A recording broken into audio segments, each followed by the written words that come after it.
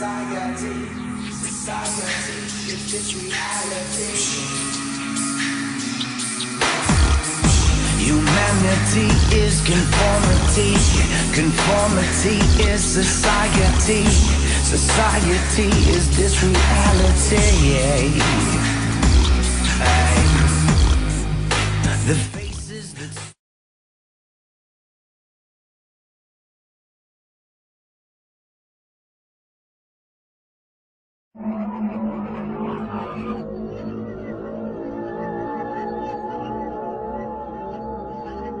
So he conceived of the idea of putting the organisms into an oscillating electromagnetic field and causing them to oscillate, similar to the way a glass oscillates when it's hit with an appropriate audio tone. So he was looking for an electrical frequency that would cause the microorganism to shatter or to be devitalized in some sense.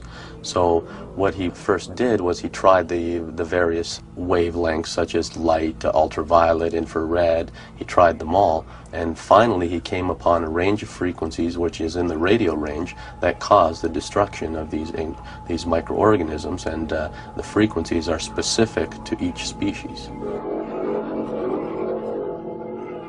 We simply hunt and try. That was all we could do. We put a pure culture of the organism under the microscope, and I started and I tune this thing till I find a frequency that will destroy it.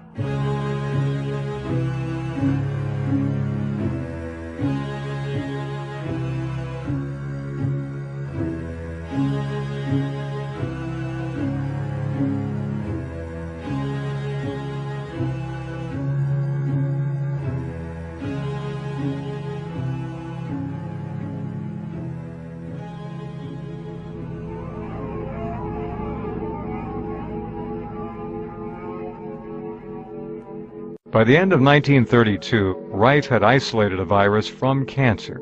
He had developed a unique culturing technique to sustain it and to make it visible. He had fully explored its various physical properties and had discovered additional transitional forms of the microbe. He had transplanted it into laboratory animals, producing the disease conditions resulting in tumor growth. And then he had found the mortal oscillatory rate of the virus and destroyed it with his beam ray instrument under the microscope. But one test remained. Could the beam tube kill the microorganism inside the body of a host? Rife had established annihilation of the virus in vitro, but could it be done in vivo? And further, if it killed the organism, would it cure the disease? Pleomorphists, like Rife, believe that the relationship between a germ and a disease is more complex than a simple cause and effect arrangement. As we have seen, the arrival of a microorganism in a body does not necessarily always come from an external source, but may instead be They come in ambulances. You can imagine what they gave it. So with the successful animal experiments that Rife conducted, then Dr. Johnson convinced him that they should do a trial on humans. And Rife was hesitant at first, but then consented on the condition that a team of medical specialists would be involved. So with Dr. Johnson's supervision and under the auspices of the University of Southern California, they formed a special research committee, and in 1934 they took 16 terminally ill patients and within a period of 3 months successfully treated all of them. So, as I say, the results we've had has been very encouraging. We had a clinic in 34 in La Jolla. Dr. Milbeck Johnson, a friend of mine, that was in Los Angeles. Well, he was one of the big brass of the Pacific Mutual Life Insurance Company, a multimillionaire. Incidentally, he was a medical politician, and he had the big whip. He could kind of show these boys in shape a little bit. So we had this clinic. I didn't want to go it, but he said, all right, let's go ahead. That was just shortly after Miss Ellen Scripps died out there, and he rented a whole Ellen Scripps home. We ran a clinic out there. We was there 90 days. We actually ran a clinic about, I would say 70 days. We did actual clinical work. And first I told him I wanted it done in a legitimate order. I said, I want you to surround on this committee with us a group of 6 of the biggest men you can pick in the United States. I says, you're a politician enough, you can do that, which he did. He got Fisher of New York, he got Waylon Morrison, he got George Stocks of Pasadena, and so on. And then I says, I want as our pathologist, I want Alvin Ford, which is a friend of both of us, of course. Well, he says, good Lord, he says, you've looked at 1,000 tissues to Alvin's 1. It don't make any difference.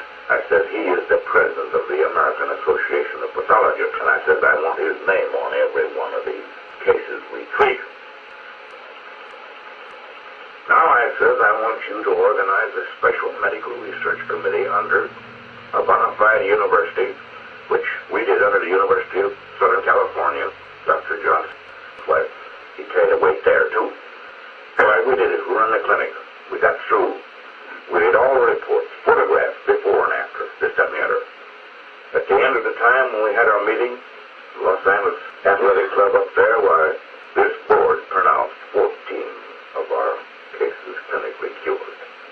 14 of the 16 patients were successfully treated in the first 70 days, and the remaining 2 were pronounced cured by Dr. James Couch after 3 more weeks treatment with Rife's beam ray.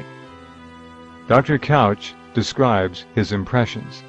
When I was told about this Dr. Royal Rife and how he had a machine out at the Scripps Institute, I went out to see about it and became very much interested in seeing the cases which he had.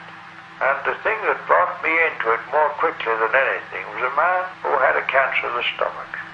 This was a man who staggered into a table just on the vast end of cancer.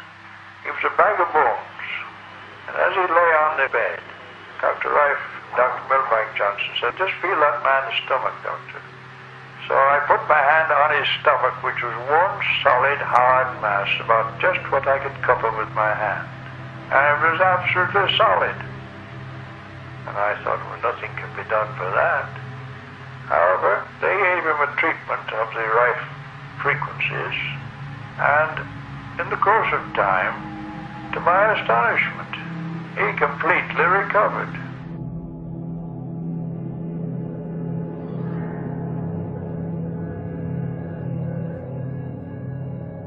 How many times and what was the extent of each treatment, Dr.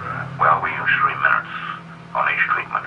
And we found that the patients we treated twice a week, we got better results than when we treated every day, simply because when we broke down, devitalized this virus or organism in the tissues of the body, it gives the lymphatic system a chance to absorb it and take it up and cast it off.